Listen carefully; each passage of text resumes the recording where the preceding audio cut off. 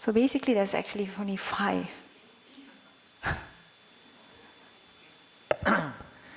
We've been talking about the importance of industry and academe interface. Now, may we just be clarified where in this process do you solicit the inputs or the partnership with the industry sector, and how big is the input of the industry sector with respect to the identification of the technologies to be generated and in the planning process for the technology park? Okay, it is a continuous process. We need to, for the industries to come, we need to keep on exposing what we have in the university to the general public, to the industries. So whenever we have a project which we deem ready for licensing, there will be a press conference being held. And during the press conference, we will get the media to come in, and we'll invite members of the industry who are related, who would be interested, who we think would be interested in that particular project, to attend. And after the press conference, there will be a discussion, and sometimes the project moves on from there. Sometimes, no, it doesn't work out. It is a continuous project like that. And we also, besides that, every faculty, as I mentioned, has an innovation open day where the industries are invited to come and have a look and discuss about the possibility of adopting or licensing some of the technologies that we have. Am I right to assume then that the activity is not actually demand driven? I mean, you develop these technologies, and once these are already mature, that's the time only when you invite them? Okay. It actually is case by case. In most cases, the professor would know the industry or the person who would be interested in most cases. And if you have a technology and you think it's about ready, and you think, for example, that company would like to come in at this time and work with you, then usually it's the professor who will approach the industry. And every time we approach an industry, the rule in the university is that you inform our tech transfer office. And the meeting will be held with a member of the tech transfer office. NDAs will be signed before any discussion goes on. So a lot of time it is the inventors themselves that initiate the meeting with the industries. But of course, under Innohub program as well, there are lots and lots. I think every month we will have some sort of presentation on different areas to different industries. So it's basically a way to get our technology out there, expose and let people know that we have this. Otherwise, nobody's going to come in and license. But it doesn't mean that it has to be ready before a company comes in or before you approach a company. So there are many different stages. There have been cases where GLCs or big companies come in and support the research. They fund it, and sometimes they get the first right of refusal or first right of offer for the licensing of that technology. So that's why it's very important when you meet or intend to have a discussion with the company, somebody from the tech transfer office sits in to advise. May I add to that as well? Just add to that, okay? For the government side, in fact, 2004, we have introduced new business model, because all the while for the commercialization, either a university or the public research organization, they focus on the triple helix. They focus on the academician, and then they focus industry. But now the government have introduced quadruple helix. We add on not only the companies, they also must have the society.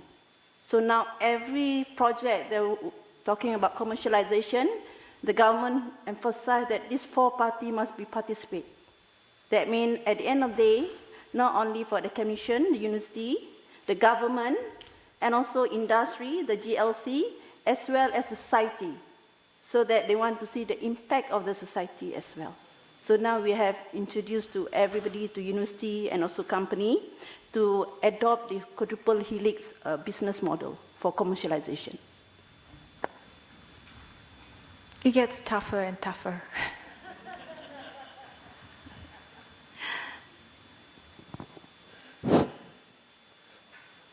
One question, Yes. the last one. Yes, do you have any of your startups that has already go through an IPO or not yet? Yes, we have two. Two. Yeah. So from the initial batch. So they are 3.5 years old. So there's a chance in your legal framework for small companies to go and look for raise money in market capitals. I mean, there's Yes. can be done. Yes. Actually, both the first professor that had his company listed has retired.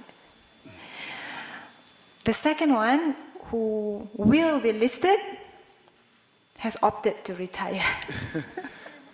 So they are like our idols. So most of us are hoping to emulate that as well. I guess they are sailing around the world in their boats. Thanks. All right, thank you.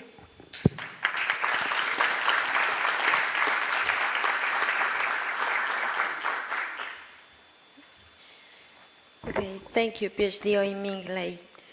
Now we will have the presence of the Henry Herman, Director of Policies and Programs of Science and Technology Innovation of Concitec. Welcome.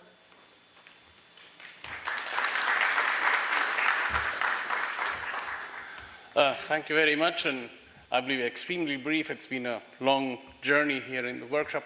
And first of all, I'd like to thank our friends from Mexico, from CONACYT, for sharing with us, hosting this important event.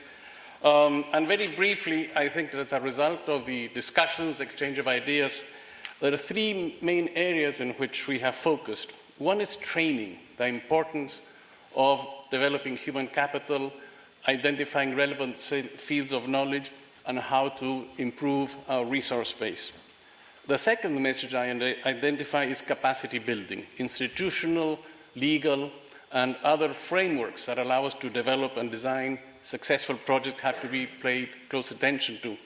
And last but certainly not least, partnerships. Don't leave us alone. We need to identify partners in industry, civil society organization, the media, and also, and very important in Peru, and expanding a bit of our local experience in the political sphere.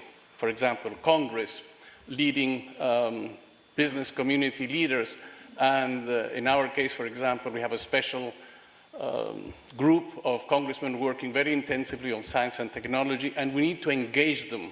We need to bring them in and share with us their knowledge, and this requires, of course, an intense dialogue and intense exchange of views. So these three fields, I think, have been the crux of the matters that have been discussed: training, capacity building, partnerships. And I now would like to welcome Lucho here to give us the more specific details. Thank you very much for joining us here in Peru, and welcome again, and hope you come back soon. Thank you very much.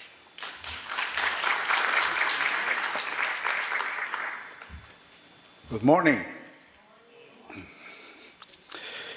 Okay. I don't know where to put my...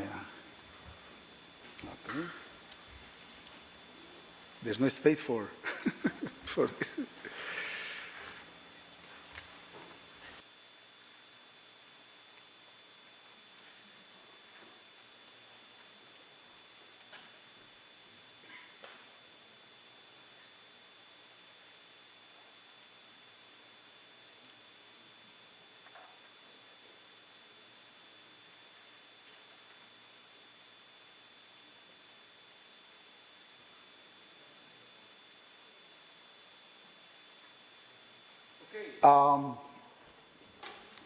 Before I start talking about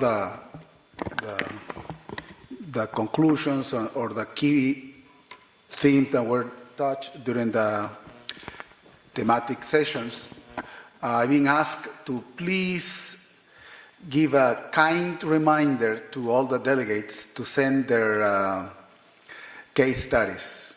Okay, we will need that as an input for the writing of the paper that we're supposed to, or I'm supposed to write.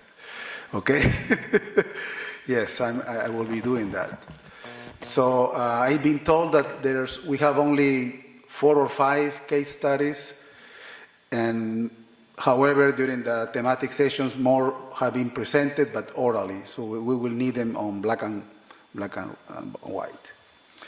Okay, what we're going to do, I'm going to read very quickly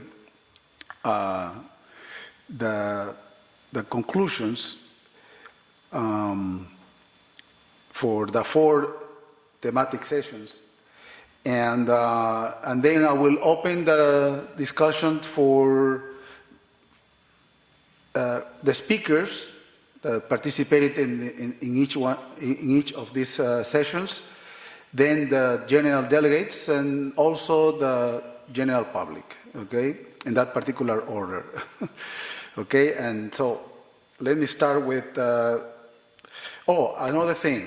This set of conclusions or recommendations are just, is just a first close-up, okay? This is going to be, I'm sure,